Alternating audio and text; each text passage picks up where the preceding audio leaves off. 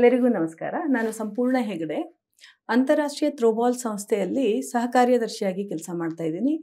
ಅದರ ಜೊತೆಗೆ ನನ್ನ ಪ್ರವೃತ್ತಿ ಮತ್ತು ನನ್ನ ವೃತ್ತಿ ಬಂದು ಬ್ಲೂಮ್ ವ್ಯಾಲ್ಯೂ ಸಂಸ್ಥೆಯನ್ನು ನಾವು ಸಂಸ್ಥಾಪನೆ ಮಾಡಿದ್ದೀವಿ. ಅದು AI company, artificial intelligence company. ಅಮೇರಿಕಾದಲ್ಲಿ ಮತ್ತು ಭಾರತದಲ್ಲಿ ಎರಡರಲ್ಲೂ ನಮ್ಮ ಉದ್ಯಮ ನಡೀತಾ ಇದೆ. ನಮ್ಮ ಜೊತೆಗೆ ಇವತ್ತು ಡಾಕ್ಟರ್ ಅರವಿಂದ್ ಅವರಿದ್ದಾರೆ.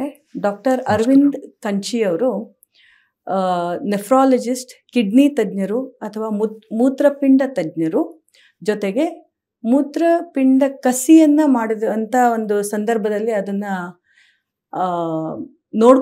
ರೋಗಿಗಳನ್ನು ಸರಿಯಾದ ರೀತಿಯಲ್ಲಿ ನೋಡ್ಕೋಬೇಕಾಗತ್ತಲ್ಲ, ಅದರಲ್ಲಿ ಅವರ ತಜ್ಞತೆ ಜಾಸ್ತಿ ಇದೆ.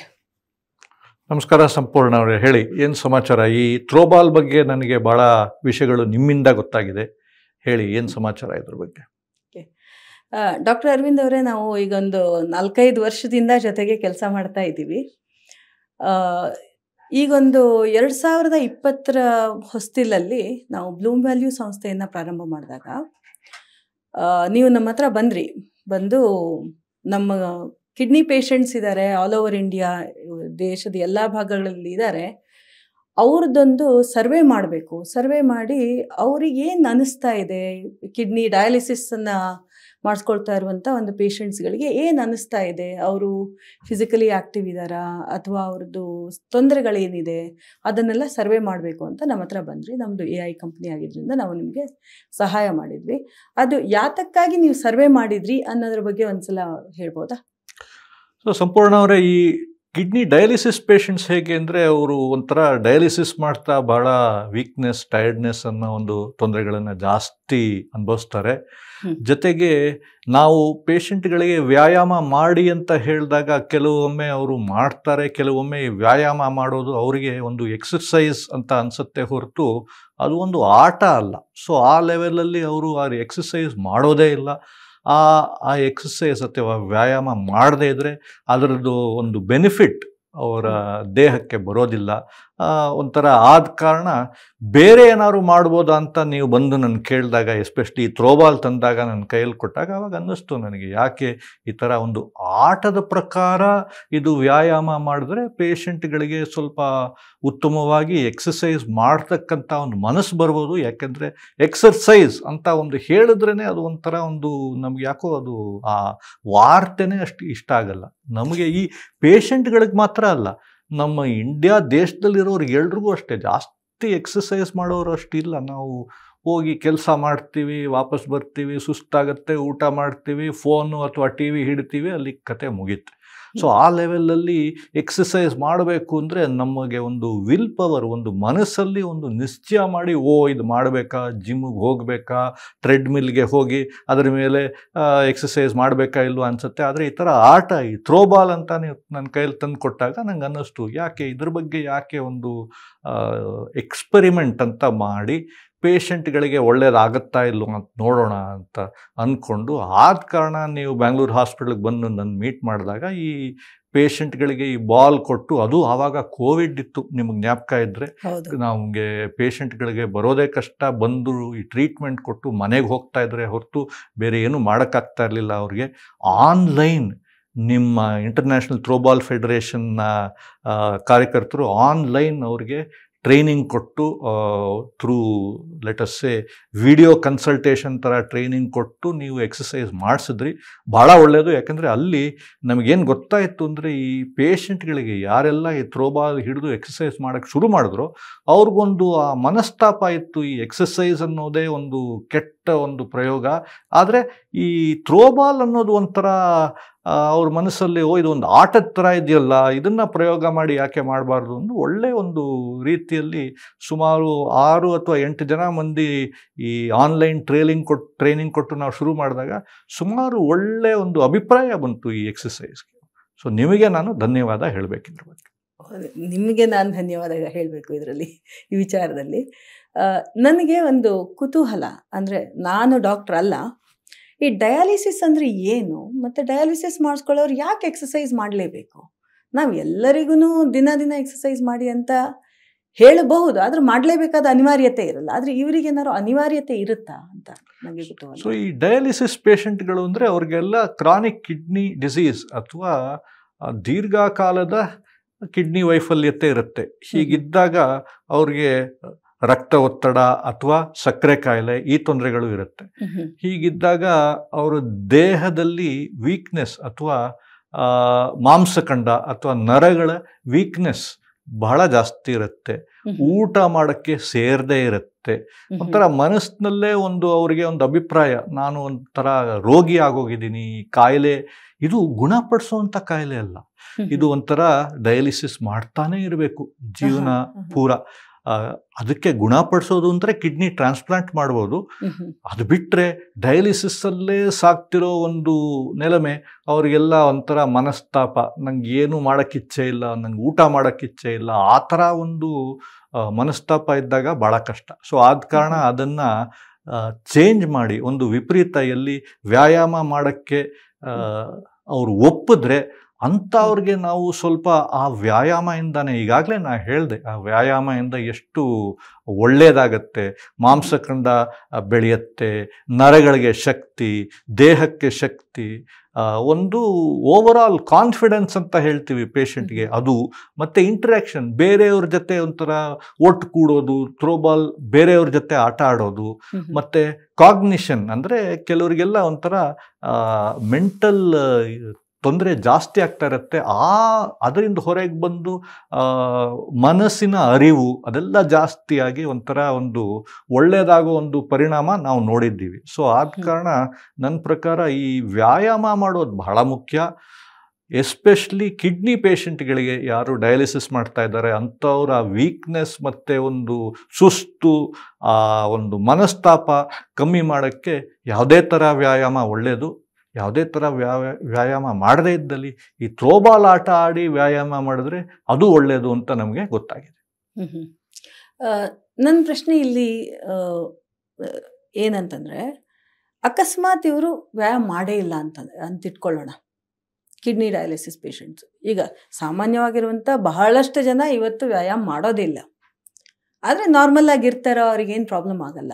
ಆದರೆ ಡಯಾಲಿಸಿಸ್ ಪೇಷಂಟ್ಸ್ ಅಕಸ್ಮಾತ್ ವ್ಯಾಯಾಮ ಮಾಡಿಲ್ಲ ಅಂತಂದರೆ, ಈಗ ವಾಕಿಂಗ್ ಮಾಡೋದು ಅಥವಾ ಯೋಗ ಮಾಡೋದು, ಬೇರೆ ಏನೋ ಒಂದು ಆಟ ಅಂತಲೇ ಅಲ್ಲ, ಏನೇ ವ್ಯಾಯಾಮ ಮಾಡದೇ ಇದ್ದರೆ ಆವಾಗ ಪರಿಸ್ಥಿತಿ ಎಲ್ಲಿಗೆ ಹೋಗಬಹುದು ನಿಮ್ಮ ಪ್ರಕಾರ?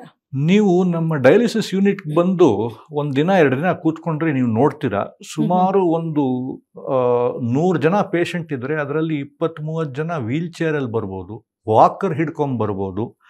ಕೆಲವೊಮ್ಮೆ ಈ ಥರ ತೊಂದರೆ ಇದ್ದಾಗ ಅವರಿಗೆ ಒಂದು ಈ weakness, tiredness, muscle damage, neuropathy ಅಂತೆಲ್ಲ ತೊಂದರೆಗಳು ಬಂದಾಗ ಇವೆಲ್ಲ ಬರೋ ಚಾನ್ಸಸ್ ಭಾಳ ಜಾಸ್ತಿ. ಯಾಕಂದರೆ ಕಿಡ್ನಿ ಫೇಲಿಯರ್ ಇರೋರಿಗೆ ನರಗಳ ತೊಂದರೆ ಬರುತ್ತೆ, ಡಯಾಬಿಟೀಸ್ ಮತ್ತು ಕಿಡ್ನಿ ಫೇಲಿಯರ್ ಇರೋರಿಗೆ ಡಯಾಬಿಟೀಸಿಂದ ನರಗಳ ತೊಂದರೆ ಬರುತ್ತೆ. ಸುಮಾರು ಜನಕ್ಕೆ ಮಸಲ್ ವೀಕ್ನೆಸ್ ಜಾಸ್ತಿ ಆಗುತ್ತೆ. ಸುಮಾರು ಜನಕ್ಕೆ ಅದು ಡಯಾಲಿಸಿಸ್ ಪೇಷಂಟ್ಸ್ ಮತ್ತು ಕಿಡ್ನಿ ಫೇಲಿಯರ್ ಪೇಷಂಟ್ಸ್ಗೆ ಮೂಳೆನಲ್ಲಿ ತುಂಬ ತೊಂದರೆ ಬರುತ್ತೆ. ಅಂದರೆ chronic kidney disease induced mineral bone disorder ಅಂತ ಹೇಳ್ತೀವಿ. ಈ ಮಿನರಲ್ ಬೋನ್ ಡಿಸಾರ್ಡರಿಂದ ಕ್ಯಾಲ್ಸಿಯಂ ಡೆಪಾಸಿಷನ್ ಆಗೋದು ಮತ್ತು ವಿಟಮಿನ್ ಡಿ ಆಕ್ಟಿವೇಶನ್ ಆಗೋದು, ಇವೆಲ್ಲ ತೊಂದರೆ ಏರ್ಪಟ್ಟು ಮೂಳೆ ವೀಕ್ನೆಸ್ ಶುರುವಾಗುತ್ತೆ. ಸೊ ಇವೆಲ್ಲ ವೀಕ್ನೆಸ್ ಶುರುವಾದಾಗ ದೇಹದಲ್ಲಿ ಒಂದು ಆ ಸುಸ್ತು, ಆ ತೊಂದರೆಗಳು ಉಂಟಾದಾಗ ಏನೂ ಒಂದು ವ್ಯಾಯಾಮ ಮಾಡದೇ ಇದ್ದರೆ ಊಟ ಸೇರೋದಿಲ್ಲ, ಊಟ ಮಾಡೋಕ್ಕೆ ಒಂದು ಆಸಕ್ತಿ, ಅಪಿಟೈಟ್ ಅಂತ ಹೇಳ್ತೀವಿ, ಅದು ಇರೋದಿಲ್ಲ. ಆವಾಗ ಸಾಕಷ್ಟು ನ್ಯೂಟ್ರಿಷನ್ ಅಂತ ದೇಹದಲ್ಲಿ ಹೋಗದೆ ಇದ್ದಾಗ ಇನ್ನೂ ವೀಕ್ನೆಸ್ ಜಾಸ್ತಿಯಾಗಿ ಇವರೆಲ್ಲ ಒಂಥರ ನಡ್ಕೊಂಡು ಬರ್ತಾ ಇರೋ ರೋಗಿಗಳು ಮುಂದೆ ವೀಲ್ ಚೇರ್ ಹಿಡಿತಾರೆ, ಮುಂಚೆ ಹಾಸಿಗೆ ಹಿಡಿತಾರೆ. ಅದು ಒಳ್ಳೆಯದಲ್ಲ. ಅದನ್ನು ತಪ್ಸೋಕ್ಕೆ ನಾವು ಡಯಾಲಿಸಿಸ್ ಒಂದೇ ಟ್ರೀಟ್ಮೆಂಟ್ ಅಲ್ಲ, ವ್ಯಾಯಾಮನೂ ಮಾಡಬೇಕು, ಆಹಾರನೂ ಸರಿಗೆ ತಿನ್ನಬೇಕು. ವ್ಯಾಯಾಮ ಮಾಡಿದ್ರೆ ನಿಮ್ಮ ಮಾಂಸಖಂಡ, ನಿಮ್ಮ ಮೂಳೆ, ನಿಮ್ಮ ನರಗಳಿಗೆ ಒಂಥರ ಒಂದು ಶಕ್ತಿ, ಒಂದು ಸ್ಟ್ರೆಂತ್ ಬರುತ್ತೆ, ಓಡಾಡೋಕ್ಕೆ ಆಸಕ್ತಿ ಬರುತ್ತೆ, ಓಡಾಡೋಕ್ಕೆ ಇಚ್ಛೆ ಬರುತ್ತೆ. ಇವೆಲ್ಲ ಆಗಲಿ ಅಂತ ನಾವು ಎಲ್ಲರಿಗೂ ವ್ಯಾಯಾಮ ಮಾಡೋಕ್ಕೆ ಹೇಳ್ತೀವಿ. ಸೊ ಆ ಲೆವೆಲಲ್ಲಿ ಈ ಥ್ರೋಬಾಲ್ ಉಪಯೋಗ ಮಾಡಿರೋದು ಸುಮಾರು ಜನರಿಗೆ ಒಳ್ಳೆಯದಾಯಿತು. ನೀವೇ ಅದನ್ನೆಲ್ಲ ಸ್ಟಡಿ ಮಾಡಿ ನೋಡಿದ್ದೀರಾ, ಭಾಳ ಒಳ್ಳೆಯದಾಯಿತು. ಈ ಮಸಲ್ ಮಾಸ್ ಇವೆಲ್ಲ ಇಂಪ್ರೂವ್ ಆಗೋದು, ಮತ್ತು ಕೋಆರ್ಡಿನೇಷನ್ ಇಂಪ್ರೂವ್ ಆಗೋದು, ಮತ್ತು ಅವರ ಒಂದು ಮನಸ್ಥಿತಿ ಇಂಪ್ರೂವ್ ಆಗೋದು ಭಾಳ ಮುಖ್ಯ. ಅದು ಆಗಿದ್ದು ನನಗೆ ಭಾಳ ಒಳ್ಳೆಯದು ಅಂತ ಅನ್ನಿಸ್ತು. ಓಕೆ, ಧನ್ಯವಾದಗಳು. ಈಗ ಇನ್ನೊಂದು ಪ್ರಶ್ನೆ ಏನಂತಂದರೆ, ನಾವು ಸ್ಟಡಿ ಮಾಡಿದ್ವಿ, ಇದರಲ್ಲಿ ಟ್ರಸ್ಟ್ವೆಲ್ ಆಸ್ಪತ್ರೆಯಲ್ಲಿ ಒಂದು ಪ್ರಯೋಗ ಮಾಡಿದ್ವಿ. ಒಂದು ಕೋವಿಡ್ ಟೈಮ್ನಲ್ಲಿ ನಾವು ಮಾಡಿದ್ವಿ. ಕೋವಿಡ್ ಟೈಮ್ನಲ್ಲಿ ಎಲ್ಲ ರೋಗಿಗಳಿಗೆ ಒಂದು ಥ್ರೋಬಾಲನ್ನು ಹಂಚಿ ಆನಂತರ ಆನ್ಲೈನ್ನಲ್ಲಿ ಟ್ರೈನಿಂಗ್ ಕೊಟ್ವಿ. ಆನ್ಲೈನ್ನಲ್ಲಿ ಟ್ರೈನಿಂಗ್ ಕೊಟ್ಟಾಗ ಒಬ್ಬರು ಮಾಧವರಾವ್ ಅಂತ ಒಬ್ಬರು ತಮ್ಮ ಪೇಷಂಟು ಸಹಜವಾಗಿ ಅಂದರೆ ಅವರು ತುಂಬ ಆಸಕ್ತಿ ವಹಿಸಿ ಆಟ ಆಡಿದರು, ಪ್ರತಿದಿನ ಆಟ ಆಡಿದರು. ಅವ್ರ ಬಗ್ಗೆ ತಾವೇನಾದ್ರು ಹೇಳ್ತೀರಾ? ಹೌದು, ಅವ್ರಿಗೆ ತುಂಬ ತೊಂದರೆಗಳಿತ್ತು. BP ಜಾಸ್ತಿ ಇತ್ತು, ಸಕ್ಕರೆ ಕಾಯಿಲೆ, ಈ ಥರ ತೊಂದರೆಗಳಿದ್ದಾಗ ಕಿಡ್ನಿ ಫೇಲಿಯರ್ ಅಂತ ಇಟ್ಕೊಂಡು ಬಂದಾಗ ಒಂಥರ ಒಂದು ವೀಕ್ನೆಸ್ನ ಹೇಳ್ದಂಗೆ ಬಾಡಿನಲ್ಲಿ ಆ ಶಕ್ತಿ, ಆ ಒಂದು ಸುಸ್ತು ಜಾಸ್ತಿ ಆದಾಗ ಈ ಥರ ನರಳ್ತಿದ್ದಾಗ ಪೇಷಂಟ್ಗಳಿಗೆ ಈ ಥ್ರೋಬಾಲ್ ಕೊಟ್ಟು ಅವ್ರಿಗೆ ಸುಮಾರು ಅವ್ರಿಗೆ ಇಂಪ್ರೂವ್ಮೆಂಟ್ ಬಂತು. ಒಂಥರ ಅವರೇ ಬಂದು ಹೇಳೋರು, ಡಾಕ್ಟ್ರೇ ನಾನು 1 ಕಿಲೋಮೀಟ್ರು ನಡೀತಾ ಇರಲಿಲ್ಲ, ಇವಾಗ 3 ಕಿಲೋಮೀಟರ್ ನಡೀತೀನಿ, ಸುಸ್ತೆಲ್ಲ ಕಮ್ಮಿ ಆಗೋಗಿದೆ, ಆಹಾರ ತಿನ್ನಕ್ಕಾಗ್ತಾ ಇದೆ, ದೇಹದಲ್ಲಿ ಶಕ್ತಿ ಉತ್ಪನ್ನ ಆಗಿದೆ, ಬೇರೆಯವ್ರ ಜೊತೆ ಮಾತಾಡಬೇಕು, ಬೇರೆಯವ್ರ ಜೊತೆ ಇದು ಒಂಥರ ಹೋಗಿ ಒಟ್ಟುಗೂಡಿ ಒಂಥರ ಒಂದು ಮನಸ್ಥಿತಿ ಏನು ತೊಂದರೆ ಇತ್ತು ಅದೆಲ್ಲ ಸರಿ ಹೋಗಿದೆ. ಸೊ ಆ ಲೆವೆಲಲ್ಲಿ ಈ ಥ್ರೋಬಾಲ್ ಉಪಯೋಗ ಮಾಡಿ ಅವ್ರು ಭಾಳ ಇಂಪ್ರೂವ್ಮೆಂಟ್ ಬಂತು ಅಂತ ನಂಗೆ ಅನ್ನಿಸ್ತು. ಅವ್ರದ್ದು ಒಂದು ಪರಿಸ್ಥಿತಿ ನೋಡಿದ ಮೇಲೆ ಮಿಕ್ಕವ್ರಿಗೆ ಪೇಷಂಟ್ಗಳಿಗೂ ಈ ಥರ ಇದನ್ನು ಪ್ರಯೋಗ ಮಾಡಿ ಹೇಗೆ ಇಂಪ್ರೂವ್ಮೆಂಟ್ ಮಾಡ್ಬೋದು ಅನ್ನೋ ಒಂದು ಪ್ರಶ್ನೆ ನನ್ನ ಮನಸ್ಸಲ್ಲಿ ಮೂಡಿ ಬಂದಾಗ, ನೀವು ಬಂದಾಗ ತಿರ್ಗಾ ಟ್ರಸ್ಟ್ವೆಲ್ ಹಾಸ್ಪಿಟ್ಲಲ್ಲಿ ನಾವು ಹೋಗಿ ಈ ಒಂದು ಸ್ಟಡಿ ಮಾಡಿದಾಗ ಇಷ್ಟೆಲ್ಲ ಒಳ್ಳೆಯದಾಗತ್ತೆ ಅಂತ ನಮಗೆ ಗೊತ್ತಾಯಿತು. Thank you. ಈಗ ಆ ರೋಗಿಗೆ ಅಂದರೆ ಯಾರು ಆಟ ಆಡಿದ್ರು ಮೊದಲನೇ ಸಲ ಒಂದು ಕೋವಿಡ್ ಟೈಮ್ನಲ್ಲಿ ಆನ್ಲೈನ್ನಲ್ಲಿ ಆಟ ಆಡಿದ್ರಲ್ಲ, ಅವರು ಆ್ಯಕ್ಚುಲಿ ಯೋಗ ಶಿಕ್ಷಕರಾಗಿದ್ದರು ಅಂತ ನನಗೆ ಜ್ಞಾಪಕ ಇದೆ. ಮತ್ತು ಅವರು ಪ್ರತಿದಿನ ವಾಕಿಂಗು ಮಾಡ್ತಾಯಿದ್ರು. ಆದರೂ ಸಹ ಥ್ರೋಬಾಲಿಂದ ಅವರಿಗೆ ಒಂದು ಎಕ್ಸ್ಟ್ರಾ ಬೆನಿಫಿಟ್ ಸಿಕ್ತು ಅಂತ ನನಗೆ ಅವ್ರು ಹೇಳ್ತಾ ಇದ್ದದ್ದು ಜ್ಞಾಪಕ. ಓಕೆ, ಈಗ ಒಂದು 3-4 ವರ್ಷದ ಹಿಂದೆ ಇದು ಆಗಿರುವಂಥದ್ದು. ಅವ್ರೇನು ಹೇಳಿದ್ರು ಅಂತಂದರೆ, ಈ ಥ್ರೋಬಾಲ್ ಆಟ ಆಡೋಕ್ಕೆ ಮೊದಲು ನಿದ್ದೆ ಮಾಡೋಕ್ಕೆ ಆಗ್ತಾ ಇರಲಿಲ್ಲ ನನಗೆ. ಯೋಗ ಮಾಡ್ತಾಯಿದ್ರು ಅವರು, ವಾಕಿಂಗು ಮಾಡ್ತಾಯಿದ್ರು. ಆದರೆ ಅದು ಎಲ್ಲ ಎಕ್ಸಸೈಸ್ಗಿಂತನೂ ಥ್ರೋಬಾಲ್ ಆಡಿದಾಗ ಅವರಿಗೆ ನಿದ್ದೆ ಮಾಡೋದಕ್ಕೆ ಸಾಧ್ಯ ಆಯಿತು ಅಂತ ಹೇಳಿದರು. ಅದು ಹೇಗೆ ಸಾಧ್ಯ ಆಗಬಹುದು ಅಂತ ತಾವು ಹೇಳ್ತೀರಾ? ಸ್ಪೆಷಲಿ ಅಂದರೆ ಸೈಂಟಿಫಿಕ್ ಆಗಿ ನಾವು ನೋಡಿದಾಗ ಇದನ್ನು ತುಂಬ ಜನ ಹೇಳಿದ್ದಾರೆ ನನಗೆ, ಹಾಗಾಗಿ ಅದನ್ನು ಕೇಳ್ತಾ ಇದ್ದೀನಿ ನಾನು. ಇದು ಒಂದು ಒಳ್ಳೆ ಪ್ರಶ್ನೆ.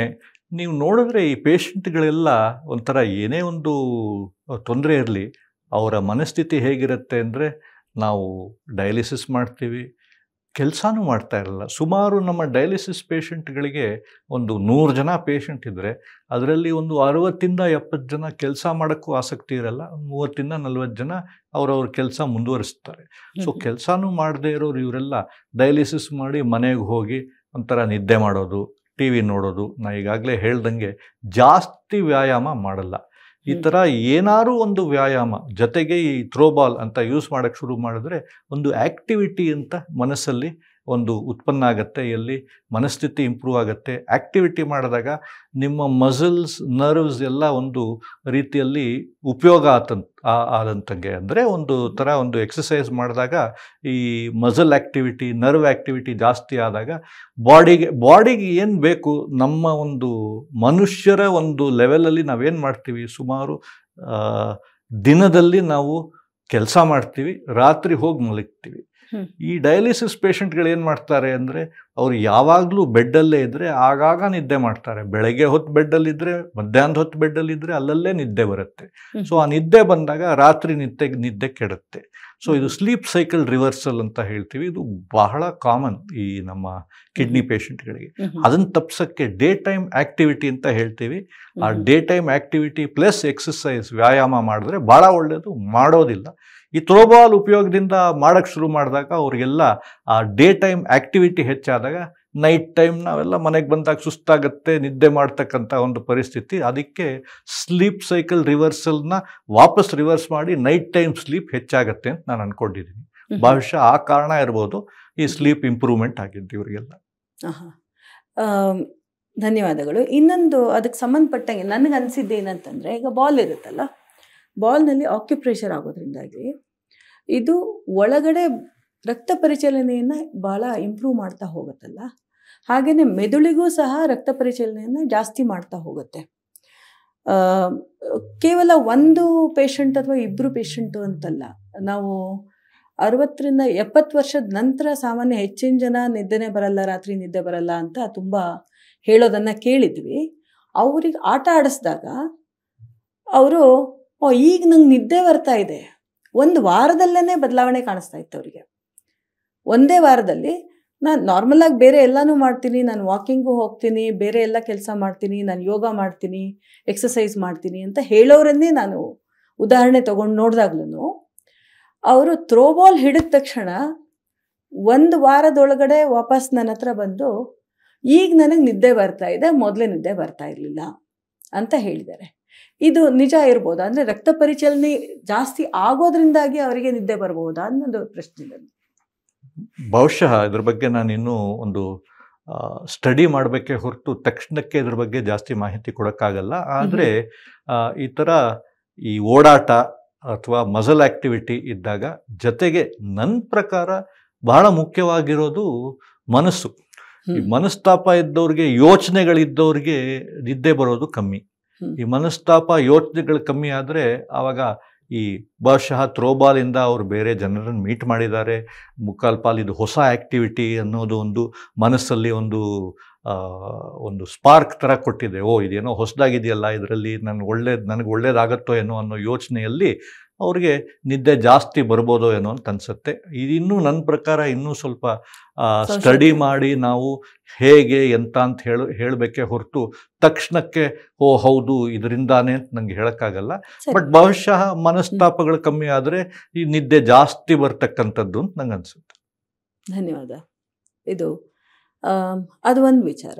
ಇನ್ನೊಂದು, ಸಾಮಾನ್ಯ ನಾವು ಆಟ ಆಡಿಸಿದಾಗ, ಎಕ್ಸಸೈಸ್ ಮಾಡಿ ಅಂತಂದಾಗ ಜನ ಈ ಥರ, ಅಂದರೆ ನಾವೊಂದು ಎಕ್ಸಸೈಸ್ ಮಾಡಿ ಅಂದಾಗ ಏನು, ಕೈಯನ್ನು ಚಾಚಿ ಅಂತಂದರೆ ಚಾಚ್ತಾರೆ, ಮೇಲಕ್ಕೆ ಎತ್ತಿ ಅಂತಂದರೆ ಮೇಲಕ್ಕೆ ಎತ್ತಾರೆ, ಕಾಲನ್ನು ಅಗಲ ಮಾಡಿ ಅಂದರೆ ಮಾಡ್ತಾರೆ. ಆವಾಗ ಅವ್ರಿಗೆ ಎಷ್ಟಾಗತ್ತೋ ಅಷ್ಟೇ ಮಾಡ್ತಾರೆ ಅವರು. ಕಾಲು ನೋವಿತ್ತೋ ಕೈ ನೋವಿತ್ತೋ ಅಂತಂದರೆ, ಈಗ ಕೈ ಎತ್ತಕ್ಕಾಗಲ್ಲ ಯಾರಿಗಾದರೂ, ಫ್ರೋಝನ್ ಶೋಲ್ಡರ್ ಆಗಿದೆ ಅಂತಂದರೆ ನನಗಿಷ್ಟೇ ಅಪ್ಪ ಎತ್ತಕ್ಕಾಗೋದು, ಇದಕ್ಕಿಂತ ಜಾಸ್ತಿ ಆಗಲ್ಲ, ಅಲ್ಲಿಗೆ ನಿಲ್ಲಿಸ್ಬಿಡ್ತಾರೆ. ನಾವು ಅಂಥವರಿಗೆ ನಾವು ಥ್ರೋಬಾಲ್ ಕೊಟ್ಟಾಗ ಅವರ ಒಂದು ಲಕ್ಷ್ಯ ಬಾಲ್ ಕಡೆ ಇತ್ತು, ಬಾಲನ್ನು ಹಿಡಿಯೋ ಕಡೆ. ಅವರು ನನ್ನ ಕೈ ಎಷ್ಟು ಚಾಚ್ತಾ ಇದ್ದೀನಿ, ಎಷ್ಟು ಮುಂದೆ ಇಡ್ತಾ ಇದ್ದೀನಿ, ಅಥವಾ ಎಷ್ಟು ಮೇಲಕ್ಕೆ ಎತ್ತುತ್ತಾ ಇದ್ದೀನಿ ಅಂತ ಅವರ ಮೆದುಳು ಯೋಚನೆ ಮಾಡ್ತಾ ಇರಲಿಲ್ಲ. ಅವರ ಲಕ್ಷ್ಯ ಎಲ್ಲ ಬಾಲ್ ಮೇಲೆ, ನಾ ಈ ಬಾಲನ್ನು ಹಿಡಿಬೇಕು, ಬಾಲ್ ನನ್ನ ಕಡೆ ಬರ್ತಾ ಇದೆ, ಹಿಡಿಬೇಕು ಅಷ್ಟೇ. ಆವಾಗ ಅವರ ಒಂದು ಚಲನವಲನ ಅನ್ನೋದು ಅವರ ಇಮ್ಯಾಜಿನೇಷನ್ಗಿಂತನೂ ಜಾಸ್ತಿ ಹೋಗಿ ಹೀಲಿಂಗ್ ಪವರ್ ಜಾಸ್ತಿ ಆಗ್ತಾ ಹೋಯಿತು. ಅಂದರೆ ನಾನು ಕಂಡುಕೊಂಡಂಥ ಒಂದು ವಿಷಯ ಇದು. ನಿಮಗೇನು ಅನಿಸುತ್ತೆ ಅದ್ರ ಬಗ್ಗೆ? ಖಂಡಿತ. ಇದು ಹೇಗೆಂದರೆ, ನಾವು ಸ್ಕೂಲಲ್ಲಿ ಎಕ್ಸಸೈಸ್ ಮಾಡಬೇಕು ಅಂದರೆ ಪಿ ಟಿ ಮಾಸ್ಟರ್ ಬಂದಾಗ ಎಕ್ಸಸೈಸ್ ಮಾಡಬೇಕು ಅಂದರೆ ನಮ್ಗೆ ಅಯ್ಯೋ ಅನಿಸುತ್ತೆ, ಇದೇನು ಎಕ್ಸಸೈಸ್ ಮಾಡೋದು, ಈ ಕೈ ಕಾಲು ಚಾಚೋದು.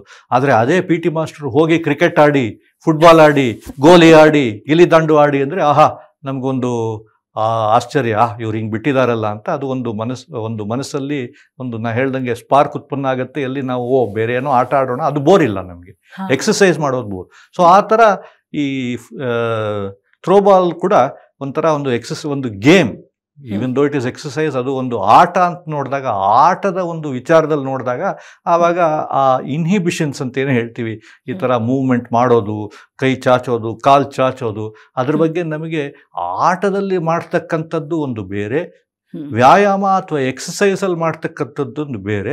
ಆದ ಕಾರಣ ಆ ಲಿಮಿಟ್ ಮೀರಿ ಅವರೆಲ್ಲ ಎಕ್ಸಸೈಸ್ ಈ ಥರ ಥ್ರೋಬಾಲ್ ಯೂಸ್ ಮಾಡಿದಾಗ ಆ ಲಿಮಿಟ್ಸ್ ಆಫ್ ಮೂವ್ಮೆಂಟ್ನ ಮೀರಿ ಮಾಡ್ತಾರೋ ಏನೋ ಥ್ರೋಬಾಲ್ ಹಿಡಿಯೋದ್ರಲ್ಲಿ, ಬೌನ್ಸ್ ಮಾಡೋದ್ರಲ್ಲಿ ಅಂತ ನಂಗೆ ಅನಿಸುತ್ತೆ.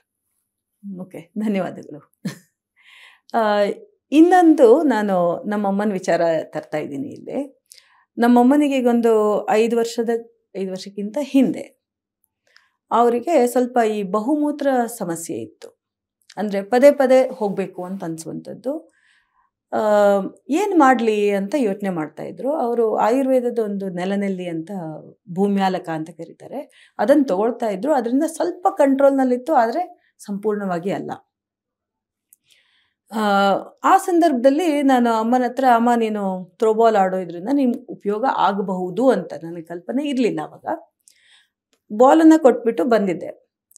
ಅದೇ ಒಂದು ತಿಂಗಳ ನಂತರ ಅಮ್ಮ ಫೋನ್ ಮಾಡಿ, ಈಗ ನಾರ್ಮಲ್ ಆಗ್ತಾ ಇದೆ ನನಗೆ, ಮತ್ತು ಉಸಿರಾಟದ್ದೆಲ್ಲ ಸ್ವಲ್ಪ ತೊಂದರೆ ಇರೋದು ಕಮ್ಮಿ ಆಯಿತು ಅಂತ ಹೇಳಿದರು. ಅಂದರೆ ಮೂತ್ರದ ಸಮಸ್ಯೆ ಅವರಿಗೆ ಏನು ಸಾಮಾನ್ಯ 70 ವರ್ಷದ ನಂತರ ಈ ಫ್ರೀಕ್ವೆಂಟ್ ಯೂರಿನ್ ಇಶ್ಯೂ ಅಥವಾ ಪದೇ ಪದೇ ಹೋಗುವಂಥದ್ದು ಈ ಥರದ್ದೆಲ್ಲ ಬರ್ಬೋದು ಅಂತ ತಮಗೆ ಅಂದರೆ ತಾವು ಜಾಸ್ತಿ ಸ್ಟಡಿ ಮಾಡಿರ್ತೀರಾ, ಅದ್ರ ಬಗ್ಗೆ ತಾವೇನಾರು ಹೇಳ್ತೀರಾ? ಸೊ ಈ ತರ ತೊಂದರೆ ಇದ್ದವ್ರಿಗೆ ತೊಂದರೆ ಕಮ್ಮಿ ಆಗ್ತಾ ಇದೆ ಅಂತ ನೋಡಿದ್ರೆ 2-3 ತರ ಒಂದು ಎಕ್ಸ್ಪ್ಲನೇಷನ್ ಇರ್ಬೋದು. ಒಂದು, ನಾವು ವ್ಯಾಯಾಮ ಮಾಡಿದಾಗ ಅಥವಾ ಎಕ್ಸಸೈಸ್ ಮಾಡಿದಾಗ ನಮ್ಮ ಶುಗರ್ ಲೆವೆಲ್ಸ್ ಕಮ್ಮಿ ಆಗುತ್ತೆ. ಸೊ ಯಾರಿಗೆ ಡಯಾಬಿಟೀಸ್ ಇದೆಯೋ ಅವರು ವ್ಯಾಯಾಮ ಮಾಡಿದಾಗ ಅವ್ರ ಶುಗರ್ ಲೆವೆಲ್ಸ್ ಕಮ್ಮಿ ಆಗುತ್ತೆ. ವ್ಯಾಯಾಮದಿಂದಾನೇ ಶುಗರ್ ಲೆವೆಲ್ ಕಮ್ಮಿ ಆಗುತ್ತೆ. ಸೊ ಆದ ಕಾರಣ ಶುಗರ್ ಜಾಸ್ತಿ ಇರೋರಿಗೆ ಆ ಶುಗರ್ ಯೂರಿನ್ ಒಳಗೆ ಬಿದ್ದರೆ urination level, frequency of urination ಅಂತ ಹೇಳ್ತೀವಿ, ಮೂತ್ರ ಹೋಗೋದು ಫ್ರೀಕ್ವೆನ್ಸಿ ಜಾಸ್ತಿ ಇರುತ್ತೆ ಡಯಾಬಿಟಿಸ್ ಇರೋರಿಗೆ. ಡಯಾಬಿಟಿಸ್ ಕಂಟ್ರೋಲಲ್ಲಿ ಇದ್ದರೆ ಕಮ್ಮಿ ಆಗುತ್ತೆ. ಸೊ ಈ ವ್ಯಾಯಾಮ ಮಾಡಿದಾಗ ನಿಮ್ಮ ಡಯಾಬಿಟಿಸ್ ಕಂಟ್ರೋಲಿಗೆ ಬರೋ ಒಂದು ಚಾನ್ಸ್ ಜಾಸ್ತಿ. ಆದ ಕಾರಣ ಈ ಮೂತ್ರ ಪದೇ ಪದೇ ಹೋಗೋದು ಕಮ್ಮಿ ಆಗ್ಬೋದು.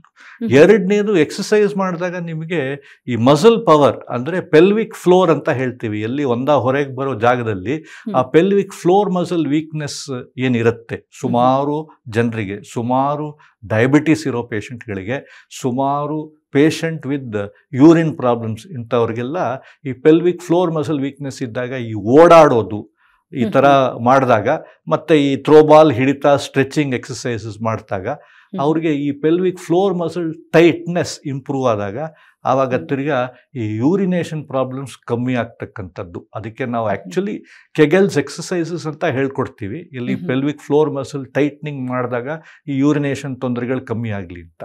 ಅದೇ ಥರ ಥ್ರೋಬಾಲ್ ಉಪಯೋಗ ಮಾಡಿದಾಗಲೂ ಬಹುಶಃ ಈ ಥರ ಈ ಮಸಲ್ ಯಾವುದೋ ಒಂದು ಮಾಂಸಖಂಡ ಯಾವ ರೀತಿಯಲ್ಲಿ ಇಂಪ್ರೂವ್ಮೆಂಟ್ ಆಗುತ್ತೋ, ನರಗಳ ಒಂದು ಕನೆಕ್ಷನ್ ಇಂಪ್ರೂವ್ಮೆಂಟ್ ಆಗುತ್ತೋ ಆದ ಕಾರಣ ಯೂರಿನೇಷನ್ ಫ್ರೀಕ್ವೆನ್ಸಿ ಕಮ್ಮಿ ಆಗ್ಬೋದು. ಮೂರನೇದು, ನಾವು ವ್ಯಾಯಾಮ ಮಾಡಿದಾಗ ನಿಮ್ಗೆ ಬೆವರು ಬರುತ್ತೆ. ಬೆವರು ಅಂದರೆ ಒಂಥರ ಎವ್ಯಾಪ್ರೇಷನ್ ಆಫ್ ಸ್ವೆಟ್ ಅಂತ ಹೇಳ್ತೀವಿ. ಅದು ಬಂದಾಗ ನೀರಿನ ಅಂಶ ಬೆವರಲ್ಲಿ ಜಾಸ್ತಿ ಹೋಗುತ್ತೆ, ಒಂದಾನಲ್ಲಿ ಕಮ್ಮಿ ಹೋಗುತ್ತೆ. ಆವಾಗಲೂ ಅಷ್ಟೇ ಯೂರಿನ್ ಫ್ರೀಕ್ವೆನ್ಸಿ ಕಮ್ಮಿ ಆಗ್ತಕ್ಕಂಥ ಈ 3 ಎಕ್ಸ್ಪ್ಲನೇಷನ್ ಯಾವ್ದಾದ್ರು ಒಂದಿರ್ಬೋದು ಅಥವಾ 3 ಜೊತೆಗೂ ಇರ್ಬೋದು ಇಂಥ ಒಂದು ತೊಂದರೆಗಳು ಕಮ್ಮಿ ಆಗೋದನ್ನ ಎಕ್ಸ್ಪ್ಲೇನ್ ಮಾಡೋದಕ್ಕೆ. ಅದು ಬಹಳ ಸಂತೋಷದ ವಿಚಾರ. ಯಾಕೆಂತಂದ್ರೆ ಸಾಕಷ್ಟು ಜನ ಈ ಒಂದು ತೊಂದರೆ ಅನುಭವಿಸ್ತಾ ಇರ್ತಾರೆ, ಆದ್ರೆ ಯಾರ ಹತ್ರನೂ ಹೇಳ್ಕೊಳ್ಳಲ್ಲ. ಅಂದರೆ ನಾಚಿಕೆ ಇರುತ್ತೆ, ಅಥವಾ ಇದನ್ನೇನು ಹೇಳ್ಕೊಳ್ಳೋದು ನಾನು ಅಂತ ಅನಿಸುತ್ತೆ. ಬಹುಶಃ ನೀವು ಇವತ್ತು ಈ ಮಾತನ್ನು ಹೇಳ್ತಾ ಇರೋದು ಸಾಕಷ್ಟು ಜನರಿಗೆ ಇವತ್ತು ತಲುಪಬೇಕು ಮತ್ತು ಅವರು ಇದನ್ನು ಅಳವಡಿಸ್ಕೋಬೇಕು ಅನ್ನೋದು ನಮ್ಮ ಆಶಯ. ನಾವು ಇನ್ನೊಬ್ಬರು ವೈದ್ಯರ ಹತ್ರ ಮಾತಾಡ್ತಾ ಇದ್ವಿ, ನ್ಯಾಚುರೋಪತಿ ವೈದ್ಯರು ಸಿದ್ದಾಪುರದಲ್ಲಿ. ಅವರು ಇದೇ ಮಾತನ್ನು ಹೇಳಿದರು. ಅವ್ರು ಏನಂತಂದ್ರು ಅಂದರೆ, ಈಗ ಬಾಲನ್ನು ನಾವು ಕೆಳಗಡೆ ಹಾಕಿ ಹೀಗೆ ಹಿಡಿತೀವಿ ಅಲ್ವಾ, ಹಿಡಿಯುವಾಗ ಸಹಜವಾಗಿ ಪೆಲ್ವಿಕ್ ರೀಜನ್ನಲ್ಲಿ ಮಾಂಸಖಂಡಗಳು ಟೈಟ್ ಆಗುತ್ತೆ ಮತ್ತು ಬಿಟ್ಟಾಗ ಲೂಸ್ ಆಗುತ್ತೆ. ನೀವು ಹೇಳ್ದಂಗೆ ಬಹುಶಃ ಆ ಕಾರಣ ಇರ್ಬೋದು ಅಂತ ಅನ್ಸುತ್ತೆ. ಯಾಕೆಂದರೆ ನಮ್ಮಮ್ಮನಿಗೆ ಡಯಾಬಿಟಿಸ್ ಇಲ್ಲ, ಯಾವಾಗ್ಲೂ ಡಯಾಬಿಟಿಸ್ ಆವಾಗಲೂ ಇರಲಿಲ್ಲ. ಈಗ ನಾರ್ಮಲ್ ಆಗಿಬಿಟ್ಟಿದ್ದಾರೆ ಅವರು, ದಿನ ಆಟ ಆಡ್ತಾರೆ 5 ವರ್ಷದಿಂದ, ಈಗ ನಾರ್ಮಲ್ ಆಗಿದ್ದಾರೆ, ಅವರಿಗೆ ಅದು ಸಮಸ್ಯೆಗಳಿಲ್ಲ. ಆದರೆ ಅವರು ಹೇಳಿದ್ದು ಇದೇ ಮಾತು ನನಗೆ ಜ್ಞಾಪಕ ಬರ್ತಾ ಇದೆ. ಬಾಲನ್ನು ಹೀಗೆ ಹಾಕಿದಾಗ ಮತ್ತು ಹಿಡಿಯುವಾಗ ಆಟೋಮೆಟಿಕ್ಕಾಗಿ ಕಾಂಟ್ರಾಕ್ಷನ್ ಆಗುತ್ತೆ ದೇಹದಲ್ಲಿ.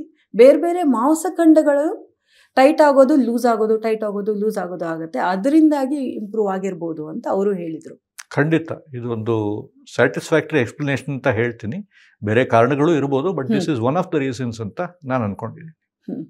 ಈಗ ನಾರ್ಮಲ್ ಎಕ್ಸಸೈಸ್ ಮಾಡುವಾಗ ನಾವು ಅಷ್ಟೊಂದು ಕಾಂಟ್ರಾಕ್ಷನ್ನು ಮತ್ತು ಬಿಡೋದನ್ನು, ಸಡ್ಲ ಮಾಡೋದನ್ನು ಮಾಡದೇನೆ ಇದ್ದರೆ ಬಾಲನ್ನು ಹಿಡಿಯುವಾಗ ಅದು ಆಟೋಮೆಟಿಕ್ಕಾಗಿ ಆಗಬಹುದು ಅಂತ.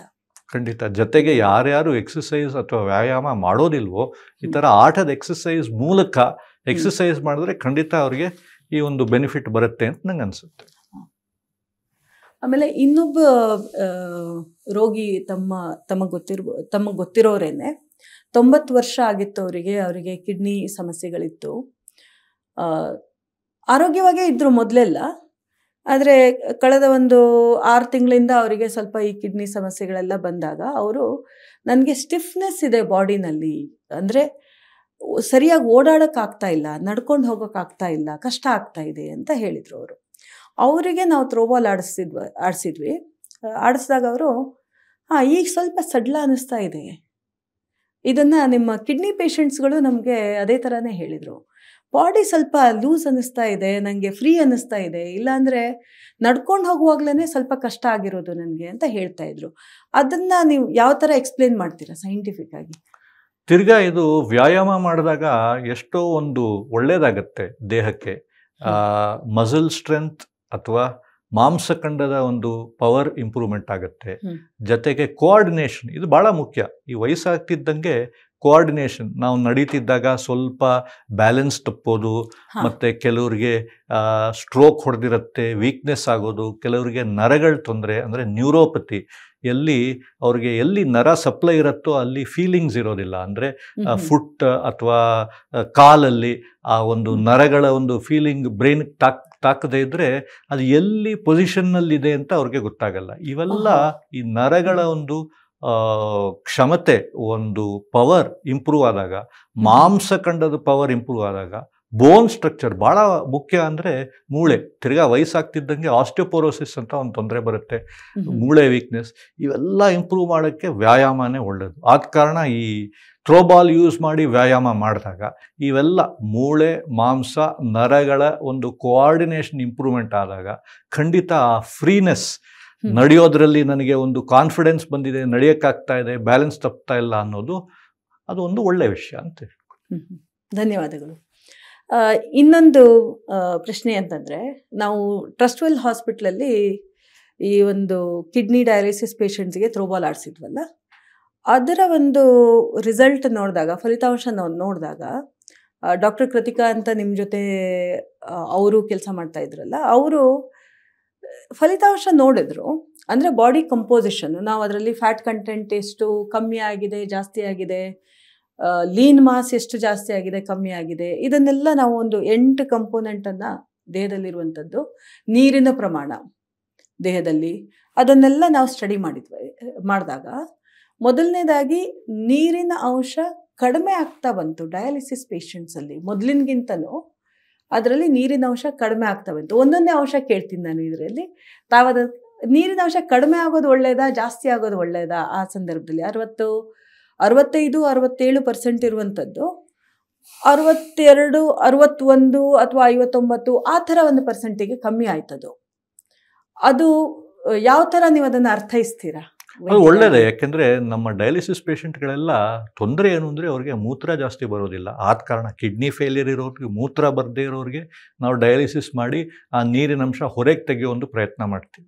ಈ ಥರ ವ್ಯಾಯಾಮ ಮಾಡಿದಾಗ ನಾನು ಮುಂಚೆನೇ ಹೇಳಿದೆ, ಈ ಸ್ವೆಟ್ಟಿಂಗ್ ಅಥವಾ ಬೆವರು ಏನು ಹೊರಗೆ ಬರುತ್ತೆ, ಅದರಿಂದ ನಿಮ್ಮ ಬಾಡಿ ವಾಟರ್ ಲೆವೆಲ್ ಕಮ್ಮಿ ಆಗೋದು ಅಥವಾ ನೀರಿನಂಶ ಕಮ್ಮಿ ಆಗೋದು ಭಾಳ ಒಳ್ಳೆಯದು ಡಯಾಲಿಸಿಸ್ ಪೇಷಂಟ್ಸ್ಗಳಿಗೆ. ಸೊ ಆದ ಕಾರಣ ಆ ಲೆವೆಲಲ್ಲಿ ನೀರಿನಂಶ ಕಮ್ಮಿ ಆಯಿತೋ ಏನೋ ಅಂತ ನಾವು ಭಾವಿಸ್ಕೊಳ್ತೆ. ಅದು ಅಂದರೆ ತುಂಬ ಖುಷಿ ಆಯಿತು. ಅದು ನಂಗೆ ಅರ್ಥ ಆಗಿರಲಿಲ್ಲ, ಅದು ನಿಜ ಹೇಳಬೇಕು ಅಂತಂದರೆ ಆ ಸಂದರ್ಭದಲ್ಲಿ. ಇನ್ನೊಂದು ಅಂಶ, ನಾವು ಸಾಮಾನ್ಯ ಜನರಿಗೆ, ಬೇರೆಯವರಿಗೆಲ್ಲ ನಾವು ಆಟ ಆಡಿಸಿದಾಗ ಅವ್ರದ್ದು ಫ್ಯಾಟ್ ಕಂಟೆಂಟ್ ಕಡಿಮೆ ಆಗುತ್ತೆ. ಹೆಚ್ಚಿನ ಜನರಲ್ಲಿ, ತುಂಬ ಸಣ್ಣ ಇರೋರಿಗೆ ಫ್ಯಾಟ್ ಕಂಟೆಂಟ್ ಜಾಸ್ತಿ ಆಗುತ್ತೆ. ಸ್ವಲ್ಪ ಫ್ಯಾಟ್ ಜಾಸ್ತಿ ಇರೋ ಒಂದು ಜನ ಯಾರು ಇರ್ತಾರೋ, BMI ಜಾಸ್ತಿ ಇರೋರು ಯಾರು ಇರ್ತಾರೋ ಅಂಥವರಿಗೆ ಫ್ಯಾಟ್ ಕಂಟೆಂಟ್ ಕಡಿಮೆ ಆಗುತ್ತೆ ಮತ್ತು ಲೀನ್ ಮಾಸ್ ಜಾಸ್ತಿ ಆಗುತ್ತೆ. ಅದು ನಾವು ಹೆಚ್ಚಿನ ಜನರಲ್ಲಿ ನೋಡಿರುವಂಥ ಒಂದು ವಿಷಯ. ಆದರೆ ಈ ಕಿಡ್ನಿ ಡಯಾಲಿಸಿಸ್ ಪೇಷಂಟ್ಸಿಗೆ ನಾವು ಆಟ ಆಡಿಸಿದಾಗ ಅವರಲ್ಲಿ ಫ್ಯಾಟ್ ಕಂಟೆಂಟ್ ಜಾಸ್ತಿ ಆಯಿತು, ಲೀನ್ ಮಾಸ್ ಸ್ವಲ್ಪ ಕಡಿಮೆ ಆಯಿತು ಪರ್ಸೆಂಟೇಜ್ ವೈಸು. ಅದಕ್ಕೆ ತಾವು ಅಂದರೆ ಡಾಕ್ಟ್ರಾಗಿ ಹೇಗೆ ಪ್ರತಿಕ್ರಿಯೆ ತೋರಿಸ್ತೀರಾ? ಸೊ ಈ ಡಯಾಲಿಸಿಸ್ ಪೇಷಂಟ್ಸ್ ಹೇಗೆ ಅಂದರೆ, ಅವರಿಗೆ ಒಂದು ಹಸಿವಿರಲ್ಲ, ಸರಿಯಾಗಿ ಊಟ ಮಾಡಲ್ಲ. ಸುಮಾರು ಜನ ಭಾಳ ಒಂಥರ ವೀಕ್ನೆಸ್ ಜಾಸ್ತಿ ಆಗೋದು ಯಾಕಂದರೆ ಅವರು ಊಟ ಸರಿಯಾಗಿ ಮಾಡೋದಿಲ್ಲ.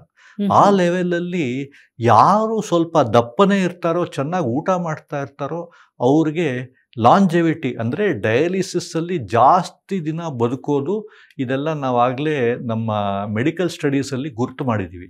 ಯಾರು ಭಾಳ ವೆಯ್ಟ್ ಲಾಸ್ ಆಗ್ತಾ ಇದ್ದಾರೋ, ಯಾರು ಭಾಳ ಲೀನ್ ಆಗಿದ್ದೀರೋ, ಜಾಸ್ತಿ ಊಟ ಮಾಡ್ತಾ ಇಲ್ವೋ ಅಂಥವರ ಒಂದು ಲಾಂಜೆವಿಟಿ ಅಂದರೆ ಡಯಾಲಿಸಿಸ್ ಅಲ್ಲಿ ಬದುಕೋ ಚಾನ್ಸಸ್ ಕಮ್ಮಿ. ಯಾರು ವೆಯ್ಟ್ ಜಾಸ್ತಿ ಆಗ್ತಾ ಇದ್ದಾರೋ, ಅಂದರೆ ವೆಯ್ಟ್ 2 ಥರ ಕಿಡ್ನಿ ಪೇಷಂಟ್ ಅಲ್ಲಿ. ಒಂದು ನೀರಿನ ವೆಯ್ಟು, ಅದು ಒಂದು ಡಯಾಲಿಸಿಸ್ಗೆ ಇನ್ನೊಂದು ಡಯಾಲಿಸಿಸ್ಗೆ ಒಂದು 3-4 kg ಜಾಸ್ತಿ ಆಗ್ತಾರೆ, ಕೆಲವರು 5 kg ಜಾಸ್ತಿ ಆಗ್ತಾರೆ. ಮಸಲ್ ಮತ್ತೆ ಫ್ಯಾಟ್ ಕಂಟೆಂಟ್ ಜಾಸ್ತಿ ಆಗೋದು ಓವರ್ ಟೈಮ್, ಅಂದರೆ 1-2 ತಿಂಗಳ ಮೇಲೆ ಡ್ರೈ ವೆಯ್ಟ್ ಅಂತ ಹೇಳ್ತೀವಿ, ಅದು ಜಾಸ್ತಿ ಆಗೋದು ಕಿಡ್ನಿ ಪೇಷಂಟ್ಗಳಿಗೆ ಒಳ್ಳೆಯದು, ಅಂದರೆ ಆಹಾರ ತಗೋತಾ ಇದ್ದಾರೆ ಅಂತ. ಸೊ ಈ ಥರ ನೀವು ಹೇಳಿದಾಗ ಥ್ರೋಬಾಲ್ ಉಪಯೋಗ ಮಾಡಿ ಈ ಲೀನ್ ಬಾಡಿ ಮಾಸ್ ಬಗ್ಗೆ ಜಾಸ್ತಿ ವೇರಿಯೇಷನ್ ಇಲ್ಲದೆ ಫ್ಯಾಟ್ ಅಥವಾ ಕೊಳಪಿನ ಅಂಶ ಜಾಸ್ತಿ ಆಯಿತು ಅಂದರೆ ಅದು ಒಂಥರ ಒಳ್ಳೆಯದು. ಅಂದರೆ ಆಹಾರ ತಗೊಳ್ತಾ ಇರೋದು ಜಾಸ್ತಿ ಆಗ್ತಾ ಇದೆ. ಆ ಆಹಾರ ತಗೊಳ್ತಾ ಇರೋದ್ರಿಂದ ಅವ್ರದ್ದು ನ್ಯೂಟ್ರಿಷನಲ್ ಸ್ಟೇಟಸ್ ಜಾಸ್ತಿಯಾಗಿ ಈ ಥರ ಡಿಫ್ರೆನ್ಸಸ್ ಬರ್ತಾ ಇದೆ ಅಂತ ಇರ್ಬೋದು. ಇದೊಂದು ಒಳ್ಳೆಯ ವಿಷಯ ನನ್ನ ಪ್ರಕಾರ, ಎಸ್ಪೆಷಲಿ ಡಯಾಲಿಸಿಸ್ ಪೇಷಂಟ್ಸ್. ಇದು ತುಂಬಾ ಮುಖ್ಯ ವಿಚಾರ. ಧನ್ಯವಾದಗಳು ಅದನ್ನ ತಾವು ಸರಿಯಾಗಿ ವಿವರಣೆ ಕೊಟ್ಟಿದ್ದಕ್ಕೆ. ಯಾಕೆಂತಂದ್ರೆ ಬಹಳಷ್ಟು ಜನರಿಗೆ ತಪ್ಪು ತಿಳುವಳಿಕೆ ಇದೆ. ಫ್ಯಾಟ್ ಜಾಸ್ತಿ ಆಯಿತು, ಕೊಬ್ಬಿನಾಂಶ ಜಾಸ್ತಿ ಆಯಿತು ಅಂತಂದ್ರೆ ಮುಗೀತು ಅನ್ನೋ ಒಂದು ಫೀಲ್. ನಾರ್ಮಲ್ ಪೇಷಂಟ್ಸ್ಗಳಿಗೆ ಅಥವಾ ನಾನ್ ಡಯಾಲಿಸಿಸ್ ಪೇಷಂಟ್ಸ್, ನಾನ್ ಕ್ರಾನಿಕ್ ಕಿಡ್ನಿ ಡಿಸೀಸ್, ಅಂದ್ರೆ ಏನು ಒಂದು ತೊಂದರೆ ಇಲ್ಲದೆ ಇರೋರಿಗೆ ಕೊಳ್ಪು ಜಾಸ್ತಿ ಆಗೋದು ಅಥವಾ ಫ್ಯಾಟ್ ಕಂಟೆಂಟ್ ಜಾಸ್ತಿ ಆಗ್ತಾ ಇರೋದು ಒಳ್ಳೇದಲ್ಲ. ಎಸ್ಪೆಷಲಿ ಅಬ್ಡಾಮಿನಲ್ ಫ್ಯಾಟ್ ಅಂತೀವಿ. ಈಗ ನಮ್ಮ ಇಂಡಿಯಾ ದೇಶದಲ್ಲಿ ಅಬ್ಡಾಮಿನಲ್ ಫ್ಯಾಟ್ ಅಂದ್ರೆ ಹೊಟ್ಟೆನಲ್ಲಿ ಬೊಜ್ಜು ಅಂತ ಹೇಳ್ತೀವಿ. ಆ ಏರಿಯಾನಲ್ಲಿ ಫ್ಯಾಟ್ ಕಂಟೆಂಟ್ ಜಾಸ್ತಿ ಸೇರಿದ್ರೆ ಹಾರ್ಟ್ ಅಟ್ಯಾಕ್ ಮತ್ತೆ ಸ್ಟ್ರೋಕ್ ಆಗೋ ಚಾನ್ಸಸ್ ತೀರಾ ಜಾಸ್ತಿ. ಆದ ಕಾರಣ ಹೊಟ್ಟೆ ಇದ್ದವ್ರಿಗೆ ನಾವೇನು ಹೇಳ್ತೀವಿ ಅಂದ್ರೆ ವ್ಯಾಯಾಮ ಮಾಡಿ ಹೊಟ್ಟೆ ಕರಗಿಸಿ ಅಂತ. ಆ ಹೊಟ್ಟೆನಲ್ಲಿ ಇರ್ತಕ್ಕಂಥ ಒಂದು ಫ್ಯಾಟ್ ಕಂಟೆಂಟ್ ಜಾಸ್ತಿ ಆಗೋದು ಸೌತ್ ಏಷಿಯನ್ಸ್ ಅಂದ್ರೆ ಇಂಡಿಯಾ ದೇಶದವ್ರಿಗೆ ಬಹಳ ಜಾಸ್ತಿ. ಆದ ಕಾರಣ ನಮ್ಮ ದೇಶದಲ್ಲಿ ಕಾರ್ಡಿಯೋವ್ಯಾಸ್ಕ್ಯುಲರ್ ಡಿಸೀಸ್ ಅಂದ್ರೆ ಹಾರ್ಟ್ ಅಟ್ಯಾಕ್, ಸ್ಟ್ರೋಕ್ಸ್ ತೀರಾ ಜಾಸ್ತಿ. ಸೊ ಅದು ಬೇರೆ ವಿಷಯ. ಇದು ಕಿಡ್ನಿ ಡಯಾಲಿಸಿಸ್ ಪೇಷಂಟ್ಸ್ ಯಾರು ಅಷ್ಟು ಊಟ ಮಾಡದೇ ಇರೋರು, ಯಾರು ಅಷ್ಟು ಒಂದು ಥರ ನ್ಯೂಟ್ರಿಷನ್ ಇಲ್ಲದೆ ಇರೋರು ಈ ಥ್ರೋಬಾಲ್ ಯೂಸ್ ಮಾಡಿ ಅದರಿಂದ ಒಂದು ಹಸುವಾಗಿ ಒಂದು ಆಹಾರ ತಿಂದು ಅವ್ರದ್ದು ಫ್ಯಾಟ್ ಕಂಟೆಂಟ್ ಜಾಸ್ತಿ ಆಗ್ತಾ ಇದ್ರೆ ಅದು ಒಳ್ಳೆ ವಿಷಯ. ಬಟ್ ನಾರ್ಮಲ್ ಪಾಪ್ಯುಲೇಷನ್ಗೆ ಎಕ್ಸಸೈಸ್ ಇಂದ ಹೊಟ್ಟೆ ಕರಗಿಸೋದು ಇನ್ನೂ ಒಳ್ಳೆ ವಿಷಯ. ಬಹಳ ಸಂತೋಷ, ಧನ್ಯವಾದಗಳು ಅದನ್ನ ವಿವರಿಸಿದ್ದಕ್ಕೆ. ಇನ್ನೊಂದು ನಾವು ನೋಡ್ಕೊಂಡು ಬಂದಿರುವಂಥದ್ದು, ನಾವೀಗ ಡ್ರಗ್ ಅಡಿಕ್ಟ್ಸು, ಮಾದಕ ದ್ರವ್ಯಗಳಿಗೆ ಮಾದಕ ವ್ಯಸನಿಗಳಾದವರಿಗೆ ನಾವು ಥ್ರೋಬಾಲ್ ಆಟ ಆಡಿಸಿದ್ವಿ ಬಾಗ್ಲೂರಲ್ಲಿ ಒಂದು ರಿಹ್ಯಾಬಿಲಿಟೇಷನ್ ಸೆಂಟ್ರಲ್ಲಿ. ಸರಿಸುಮಾರು ಒಂದು 54 ಜನ ಇದ್ದರು. ಅವರು ದಿನ ಆಟ ಆಡಿದ್ದಾರೆ. ಅದರಲ್ಲೂ ಥ್ರೋಬಾಲ್ ಸಾಮಾನ್ಯ ಅವರಿಗೆ ನಾವು ಹೊರಗಡೆ ಮೈದಾನಕ್ಕೆ ಕರ್ಕೊಂಡು ಹೋಗಿ ಆಟ ಆಡ್ಸೋಕೆ ಆಗ್ತಾ ಇರಲಿಲ್ಲ. ಯಾಕೆಂದರೆ ಒಂದು ರೂಮಲ್ಲಿ, ಈ ಥರ ಒಂದು ರೂಮಲ್ಲಿ ಅವ್ರು ಕೂಡ್ ಹಾಕ್ಬಿಟ್ಟು ಅಲ್ಲೇ ಅವ್ರದ್ದು ವಸತಿ, ಊಟ, ತಿಂಡಿ ಪ್ರತಿಯೊಂದು ನಡೀತಾ ಇತ್ತು. ಅಲ್ಲೇ ಥ್ರೋಬಾಲ್ ಆಡಿಸಿದ್ವಿ ನಾವು. ಅವರೆಲ್ಲ ನಮ್ಗೊಂದು ವಿಷಯ ಹೇಳಿದ್ದು ಅಂತಂದರೆ, ಅಲ್ಲಿ ಪ್ರತಿಯೊಬ್ಬರೂ ಈ ಮಾತನ್ನು ಹೇಳಿದರು ನಮಗೆ. ಥ್ರೋಬಾಲ್ ಆಡೋಕ್ಕೆ ಶುರು ಮಾಡಿದ ಮೇಲೆ ನನಗೆ ಕೈ ನಡುಗ್ತಿತ್ತು ಮೊದಲೆಲ್ಲ, ಈಗ ಕೈ ನಡುಗ್ತಾ ಇಲ್ಲ. ಎರಡನೇದು, ನಾನೀಗ ಊಟ ಮಾಡ್ತಾ ಇದ್ದೀನಿ, ಜೀರ್ಣ ಆಗ್ತಾ ಇದೆ. ಮೊದಲು ಜೀರ್ಣ ಆಗ್ತಾ ಇರಲಿಲ್ಲ, ಈಗ ಜೀರ್ಣ ಆಗ್ತಾ ಇದೆ. ಅದು ಹೇಗಿರಬಹುದು ತಮ್ಮ ಪ್ರಕಾರ? ತಿರ್ಗಾ ನಾನು ಈ ಥ್ರೋಬಾಲ್ನ ಒಂದು ಒಳ್ಳೆ ಪರಿಣಾಮ ಎಲ್ಲಿ ಮಾಂಸಖಂಡ ಮತ್ತು ನರಗಳ ಮೇಲಿರೋ ಶಕ್ತಿ ಜಾಸ್ತಿ ಆಗ್ತಕ್ಕಂಥದ್ದು, ಆದ ಕಾರಣ ಈ ಟ್ರೆಮರ್ಸ್ ಇನ್ ದ ಹ್ಯಾಂಡ್ಸ್ ಕಮ್ಮಿ ಆಗ್ತಕ್ಕಂಥದ್ದು. ಇನ್ನೊಂದು ಕಮಿಂಗ್ ಆಫ್ ಡ್ರಗ್ಸ್, ಅಂದರೆ ಏನೋ ಒಂದು ಮಾದಕ ದ್ರವ್ಯಗಳನ್ನು ತಗೋತಾ ಇದ್ದಾರೆ, ಅದನ್ನು ನಿಲ್ಲಿಸಿದಾಗ ಅದರದೊಂದು ಪರಿಣಾಮನೂ ಇರ್ಬೋದು. ಮೂರನೇದು, ಇವೆಲ್ಲ ಈ ವ್ಯಾಯಾಮ ಮಾಡಿದಾಗ ಹಸುವಾಗೋದು, ಅಪಿಟೈಟ್ ಜಾಸ್ತಿ ಆಗೋದು, ಊಟ ಮಾಡೋದು, ಆದ ಕಾರಣ ಅಲ್ಲಿ ಒಂದು ಬರ್ತಕ್ಕಂಥ ಒಂದು ನ್ಯೂಟ್ರಿಷನ್, ಅದರಲ್ಲಿರೋ ಇರ್ತಕ್ಕಂಥ ಒಂದು ಕಾರ್ಬೋಹೈಡ್ರೇಟ್, ಪ್ರೋಟೀನ್ ಮತ್ತು ಫ್ಯಾಟ್ ಕಂಟೆಂಟ್ ಆಹಾರದಲ್ಲಿ ಜಾಸ್ತಿ ಆದಾಗ ಅದರಿಂದ ಶಕ್ತಿ ಪಡೆಯೋದು, ಬಾಡಿ ಅಥವಾ ದೇಹದಲ್ಲಿ ಶಕ್ತಿ ಜಾಸ್ತಿ ಆದಾಗ ಈ ತೊಂದರೆಗಳು ಕಮ್ಮಿ ಆಗ್ಬೋದು ಅಂತ ನಾನು ಅನ್ಕೊಂಡಿದ್ದೀನಿ. ಅಂದರೆ ಅವರು ಹೇಳಿರೋ ಪ್ರಕಾರ ಸಾಮಾನ್ಯ ಹಸಿವೆ ಮೊದಲು ಆಗ್ತಾ ಇತ್ತು ಅವರಿಗೆ, ಆದರೆ ಊಟ ಮಾಡಿದರೆ ಜೀರ್ಣ ಆಗ್ತಾ ಇರಲಿಲ್ಲ. ಅವ್ರು ಹೇಳಿರೋದು ಸಾಮಾನ್ಯ 3 ತಿಂಗಳು ತಗೊಳ್ತಾ ಇತ್ತು ಅವರಿಗೆ. ಅಲ್ಲಿ ರಿಹ್ಯಾಬಿಂದ ಅಡಿಕ್ಟ್ ಆಗಿ ಹೊರಗಡೆ ಹೋಗೋದಕ್ಕೆ 1.5 ತಿಂಗಳು 2 ತಿಂಗಳಿಗೆಲ್ಲ ಅವರು ಆಚೆ ಹೋಗಿದ್ದಾರೆ ಥ್ರೋಬಾಲ್ ಆಡಿದ ನಂತರ. ಬೇರೆ ಎಕ್ಸಸೈಸ್ ಅವ್ರು ಮೊದಲು ಮಾಡ್ತಾ ಇದ್ರು. ಅವ್ರದ್ದು ಲಿವರ್ ಇರುತ್ತಲ್ಲ, ಸ್ಪೆಸಿಫಿಕಲಿ ಲಿವರ್ ಡ್ಯಾಮೇಜ್ ಆಗಿ ಅದರಿಂದಾಗಿ ಅವರು ವ್ಯಸನಿಗಳಾದಾಗ ಅಥವಾ ವ್ಯಸನಿಗಳಾದ ನಂತರ ಲಿವರ್ ಡ್ಯಾಮೇಜ್ ಆದಾಗ ಈ ಥ್ರೋಬಾಲ್ ಆಡುವಾಗ ಅದು ರಕ್ತ ಪರಿಚಲನೆಯನ್ನು ಲಿವರಿಗೆ ಜಾಸ್ತಿ ಮಾಡಿ ಪಿತ್ತ ಜನಕಾಂಗಕ್ಕೆ ಜಾಸ್ತಿ ಮಾಡಿದಾಗ ಅದರ ಕಾರ್ಯಕ್ಷಮತೆ ಜಾಸ್ತಿ ಆಗ್ಬೋದಾ? ಅದರಿಂದ ಜೀರ್ಣ ಆಗ್ಬೋದಾ ಆಹಾರ? ಆಗ್ಬೋದು ಏನೋ. ನಾನು ಮೆಡಿಕಲ್ ಸೈನ್ಸ್ ನೀವು ಬಂದಾಗ ನಾನು ಸ್ಟಡೀಸ್ ಪ್ರಕಾರ ಕೋಟ್ ಮಾಡಬೇಕು ಅಂದರೆ ಅದನ್ನು ಓದಬೇಕು. ಓದದೇ ಇದ್ದಾಗ ಇದರ ಬಗ್ಗೆ ನಾನು ಜಾಸ್ತಿ ಮಾಹಿತಿ ಕೊಡೋಕ್ಕಾಗಲ್ಲ. ಎಲ್ಲೇ ಒಂದು ವ್ಯಾಯಾಮ ಮಾಡಿದ್ರೆ ಎಲ್ಲ ಆರ್ಗನ್ಗಳಿಗೆ ರಕ್ತ ಚಲನೆ ಜಾಸ್ತಿ ಆಗುತ್ತೆ, ಅದು ಆಯಾ ಆರ್ಗನ್ಗಳಿಗೆ ಒಳ್ಳೆಯದು ಅಂತ ಹೇಳ್ತೀನಿ ಹೊರತು ಪರ್ಟಿಕ್ಯುಲರ್ ಆಗಿ ಲಿವರ್ನಲ್ಲಿ ತೊಂದರೆ ಕಮ್ಮಿ ಆಗತ್ತಾ, ಅವ್ರದ್ದು ಅಲ್ಲಿ ರಕ್ತ ಚಲನೆ ಜಾಸ್ತಿ ಆಗಿ ತೊಂದರೆಗಳು ಕಮ್ಮಿ ಆಗತ್ತಾ ಅನ್ನೋ ಒಂದು ಸ್ಟೇಟ್ಮೆಂಟ್ಗೆ ನನಗೆ ಜಾಸ್ತಿ ಒಂದು ಮಟ್ಟದಲ್ಲಿ ಅದರ ಬಗ್ಗೆ ಓದದೇ ಇರೋ ಕಾರಣ ಅದರ ಬಗ್ಗೆ ನಾನು ಜಾಸ್ತಿ ಮಾಹಿತಿ ನಿಮಗೆ ಕೊಡೋಕ್ಕಾಗಲ್ಲ. ಆಗ್ಬಹುದು ಅಂದ್ರೆ ಇದ್ರ ಬಗ್ಗೆ ನಾವು ಸ್ಟಡಿ ಮಾಡಬಹುದು, ಮುಂದೆ ಸಂಶೋಧನೆ ಮಾಡಬಹುದು ಅಂತ. ಖಂಡಿತ ವೈಜ್ಞಾನಿಕ ಸಂಶೋಧನೆಯಲ್ಲಿ ನಾವು ಇದನ್ನ ಇನ್ನು ಸ್ಟಡಿ ಮಾಡಿದಾಗ ನಮ್ಗೆ ಅದು ಹೇಗಾಗತ್ತೆ ಅನ್ನೋದ್ರ ಬಗ್ಗೆ ತಿಳುವಳಿಕೆ ಬರ್ಬೋದು. ಖಂಡಿತ ಖಂಡಿತ. ಯಾಕೆಂತಂದ್ರೆ ಒಬ್ರೋ ಇಬ್ರು ಹೇಳಿದ್ರೆ ನಾನು ಸುಮ್ನಾಗ್ ಬಿಡ್ತಾ ಇದ್ದೆ. ಪ್ರತಿಯೊಬ್ಬರು ಅದೇ ಮಾತನ್ನ ಹೇಳಿದ್ರು ಅವರು. ನಾನು ಈಗ ಜಾಸ್ತಿ ಊಟ ಮಾಡ್ತಾ ಇದ್ದೀನಿ, ಈಗ ಆರೋಗ್ಯವಾಗಿದ್ದೀನಿ, ಡಿಪ್ರೆಷನ್ ಕಡಿಮೆ ಆಗಿದೆ ಅಂತಾನು ಹೇಳಿದ್ರು. ಅಂದ್ರೆ ಅವರಿಗೆ ಡಿಪ್ರೆಷನ್ ಸ್ವಲ್ಪ ಜಾಸ್ತಿ ಇರುತ್ತಲ್ಲ ಆ ಟೈಮಲ್ಲಿ, ಅದು ಕಡಿಮೆ ಆಗಿದೆ ಅಂತಾನು ಅವರು ಹೇಳಿಕೆ ಕೊಟ್ಟಿದ್ದಾರೆ ನಮ್ಗೆ. ಧನ್ಯವಾದಗಳು. ಬಹಳಷ್ಟು ಮಾಹಿತಿ ಸಿಕ್ತು ನಿಮ್ಮಿಂದಾಗಿ. ಮತ್ತೆ ಕೆಲವೊಂದೆಲ್ಲ ನಮ್ಗೆ ತಪ್ಪು ತಿಳುವಳಿಕೆ ಸಾಕಷ್ಟು ಇರುತ್ತೆ, ಜನರಲ್ಲೂ ಇರುತ್ತೆ ಸಹಜವಾಗಿ. ಅದನ್ನೆಲ್ಲ ನೀವು ದೂರ ಮಾಡಿದ್ದಕ್ಕೆ ಧನ್ಯವಾದಗಳು. ಮತ್ತೆ ಇಲ್ಲಿ ಬಂದು ವಿಶ್ವವಾಣಿ ಹೆಲ್ತ್ಗೆ, ವಿಶ್ವವಾಣಿ ಹೆಲ್ತ್ ತಂಡಕ್ಕೆಲ್ಲ ನಮ್ಮ ಒಂದು ಅನಂತಾನಂತ ಧನ್ಯವಾದಗಳು, ಅವಕಾಶ ಮಾಡಿಕೊಟ್ಟಿದ್ದಕ್ಕಾಗಿ. ಎಲ್ಲರಿಗೂ ನಮಸ್ಕಾರ. ತಾವೇನಾದ್ರು ಒಂದು ಕೊನೆ ಮಾತನ್ನ ಹೇಳೋದಕ್ಕೆ ಇಷ್ಟಪಡ್ತೀರಾ? ನನ್ನ ಕಡೆಯಿಂದ ಇಷ್ಟು ಹೇಳ್ತೀನಿ. ವ್ಯಾಯಾಮ ಮಾಡೋದು ಬಹಳ ಒಳ್ಳೆಯದು. ದೇಹಕ್ಕೆ ವ್ಯಾಯಾಮ ಬೇಕೇ ಬೇಕು. 150 ನಿಮಿಷ, ಒಂದು ವಾರಕ್ಕೆ 150 ನಿಮಿಷ ವ್ಯಾಯಾಮ ಮಾಡೋದು ಒಳ್ಳೆಯದು. ಥ್ರೋಬಾಲ್ ಉಪಯೋಗ ಮಾಡಿ, ಅದು ಒಂದು ಆಟದ ಥರ. ಖಂಡಿತ ಅದರಲ್ಲೂ ನಿಮ್ಮ ದೇಹದ ಶಕ್ತಿ ಮತ್ತು ಹಸಿವು ಆಗ್ತಕ್ಕಂಥ ಒಂದು ಎಸ್ಪೆಷಲಿ ಪೇಷಂಟ್ಗಳಿಗೆ, ಅಂದರೆ ನಮ್ಮ ಕಿಡ್ನಿ ಪೇಷಂಟ್ಗಳಿಗೆ ಭಾಳ ಒಳ್ಳೆಯದಾಗಿದೆ. ನೀವು ವ್ಯಾಯಾಮ ಮಾಡಿ ನಿಮ್ಮ ದೇಹವನ್ನು ಸ್ಟ್ರೆಂಥನ್ ಮಾಡ್ಕೊಳ್ಳಿ ಅಂತ ಹೇಳ್ತೀನಿ. ಧನ್ಯವಾದಗಳು. ಎಲ್ಲರಿಗೂ ನಮಸ್ಕಾರ. ಆಟ ಆಡಿ ಆರೋಗ್ಯವಾಗಿರಿ. Play throwball, stay healthy. ನಮಸ್ಕಾರ. ಆರೋಗ್ಯ ಮಾಹಿತಿಯ ಇಂಥ ಮತ್ತಷ್ಟು ವಿಡಿಯೋಗಳಿಗಾಗಿ Vishwavani health YouTube channel subscribe ಮಾಡಿ.